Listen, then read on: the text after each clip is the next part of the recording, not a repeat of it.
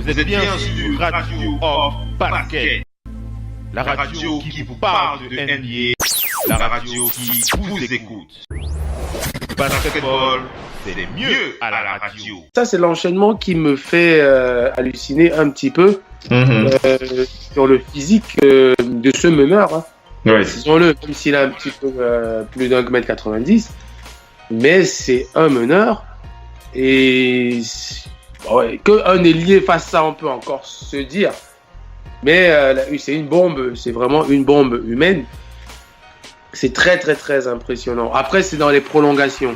Oui. Te dire, moi, je suis pas allé en prolongation pour faire ça. Mais prolongation, il faut avoir encore les jambes. Il faut avoir les jambes, il faut remonter le score parce que faire une remontée comme ça, ça tue les jambes.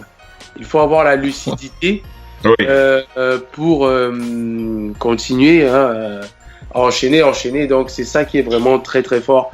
Après, ça commence à être du Russell Westbrook. Hein. Finalement, on commence à... tu veux dire que ça devient une marque déposée là? En fait, il banalise l'exploit, ce type d'exploit. Ouais. Parce qu'il enchaîne. Et on en parle, mais les gens en parlent comme s'ils savent. Quand tu as joué au basket, c'est là que tu te dis, tous les basketteurs, même les pros actuellement en France, quand tu en parles avec eux, ils regardent ça comme ça, ils se disent merde. Surtout des pros qui jouent ici une fois par semaine. Hein. Qui jouent ici une fois par semaine ou deux fois par semaine.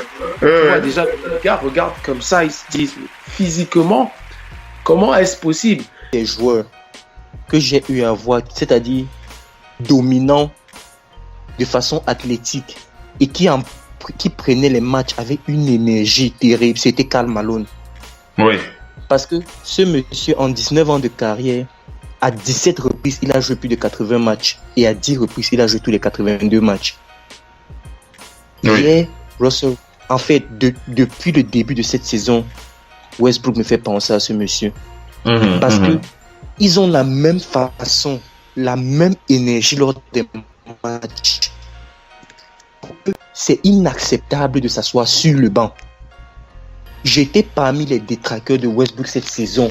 Oui. Et je pense que là, Eddie écoute ça, il va vraiment être fier parce que cette saison, je dis à plusieurs reprises sur cette radio, Westbrook ne va pas tenir le coup. Qui ne sera même pas en playoff. Qui ne peut pas porter cette équipe. Non, là maintenant, je dis, si c'est possible, je regrette toutes les moindres paroles que j'ai dit. Parce que ce monsieur, il m'a cousu la bouche. Il était exceptionnel, c'est un surhumain. Moi, j'étais du genre à dire non, il faut qu'il ait 50 victoires. Même si Russell Westbrook ne se qualifie pas pour les playoffs, pour moi, on prend ce titre de MVP, on le donne. On le lui donne. Ce qu'il a fait hier, être clutch, il y a deux types de joueurs.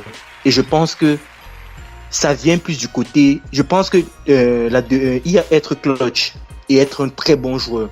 Je pense que c'est la deuxième qualité qui fait que beaucoup de gens détestent LeBron James.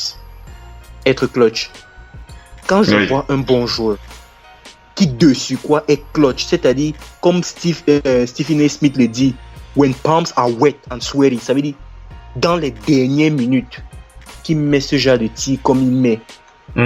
Il a des clutch dunks, des clutch shots, des clutch dunks posters qu'il met sur des pivots comme Rudy Gobert. Mais je pense qu'on doit enlever ça, on doit dire Super Saiyan Westbrook. C'est le vrai Super Saiyan.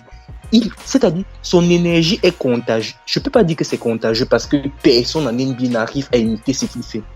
Mais pour moi, il faut que les gens sachent, ce monsieur, il est MVP de cette saison.